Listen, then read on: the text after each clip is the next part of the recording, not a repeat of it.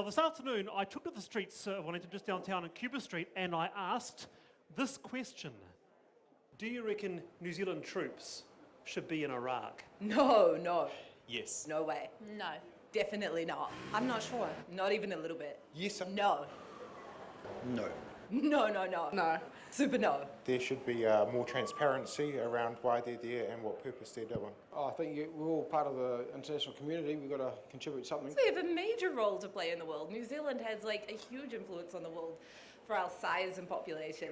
And we don't want to tarnish that reputation with going to war. What happens, though, if they get involved in a fight with that brutal terrorist organisation ISIS? What happens then? It's their job, it's what they've signed up for, and I'm sure, many of them would actually be looking forward to the opportunity. Whose job is it? So is it just the Americans? Is it just someone else? Someone has to stand up to bully. Peaceful resolution is the way, and I don't know whether peacekeeping forces give that impression or not. Someone can't help themselves, someone's got to help them. Violence doesn't solve violence.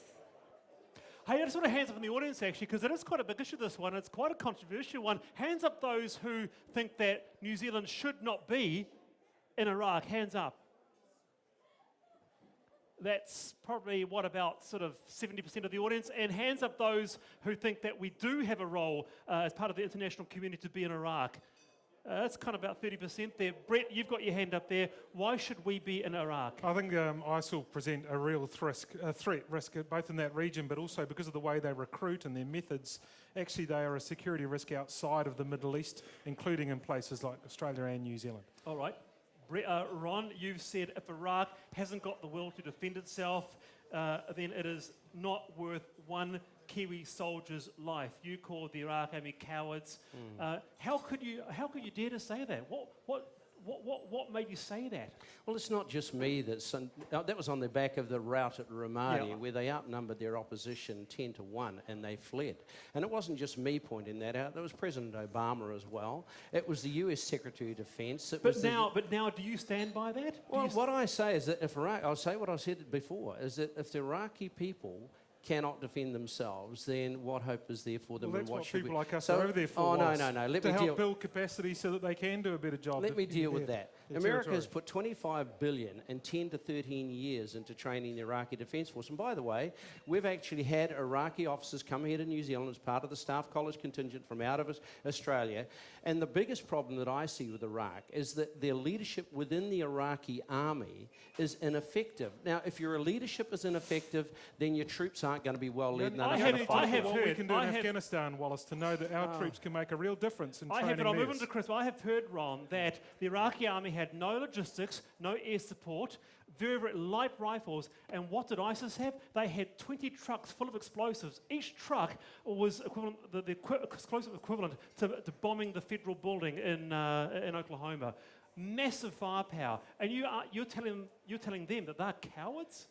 They were routed out of Ramadi. And I'd say this to you, that if we look at the areas that we're training, the tasks that we've gone in there to perform and training bog standard soldiers, I don't believe that actually that is the right end to be targeting. I want to say one other thing. If you look at where the successes have been gained, it's not from the Iraqi army. It is the militia. It is the PMU, it is the Kurds. They are the people who are actually standing and fighting, and they are the people who are making a substantial difference Chris, over there. Do we have a responsibility, even though we're a tiny nation, as part of the global community, to lend 140 troops to this fight in Iraq? Well, we have a global responsibility as part of a Western nation, absolutely, but not necessarily to send troops to Iraq. If it's human rights that we're interested in, what singles out Iraq from many, many other countries who are abusing human rights equally, if not more so, than what we're seeing in Iraq? What did you make of what Ron Mark said? Cowards. Absolutely. No, what did you make of what Ron Mark said? That Iraqi are cowards. Well, if we are going into Iraq to train troops who aren't willing to fight for themselves, why are we there?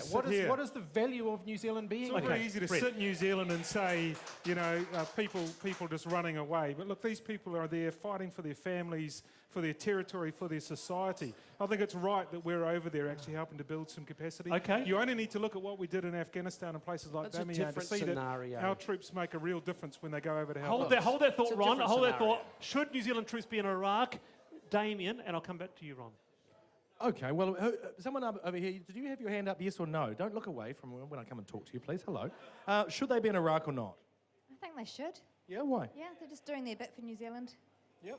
And do you think that when things are getting a bit hairy as they are now, that we should maybe get out of there? Maybe a little review. But I think Kiwi guys, they're pretty strong, and do it for New Zealand. Okay, cool. And now, Fred, another one of our cannabis friends. Oh, again, I was surprised to see you putting your hands up. We should be there. Why is that? It's what. Put the signs down. Put the signs down. Well, you've only got to look at what ISIS are doing to the women. Nobody should be treated like they're doing there. I've got a friend just down the road from me. He's from Iraq. I went down with a map of the Middle East and spent a couple of hours talking with him and understand it's never going to change. That's what it says. It's the 5th generation of our troops going overseas. This is the 4th generation of the Middle East. What have we learnt? We've got to stop this butchery and the bloodshed and look after the people that deserve the help from us. Thank you very much, Fred. Wise words. Wallace. There's that other angle, though, isn't it? That once you start getting involved in other people's wars, to quote one book, Brett Hudson, you'll bring the terrorism here. You'll bring the attitudes here. Australia's been involved in wars going back. Won't we increase our chance of having terrorism here because we're involved in places like Iraq? I don't believe so, no. But I do think that we can't stand back and allow groups like ISIL to commit the atrocities they do. And they have done consistently. Just like last week, more people being thrown off buildings just because of their sexuality. Is that what we as New Zealanders stand up for? What Do about we actually think it's West okay Papua? to stand back and let that happen? See, on that basis, we should be in West Papua. And what we're seeing over there is genocide being committed, and everybody, including the government, our government, the Australian government, the United States, and the UN are just turning a blind eye. Now, if you truly believe that, then when are you sending troops to West Papua? Because you can't have it both ways. And the thing you need to understand is what is it? What's actually happening in Iraq right now? This is a secular war.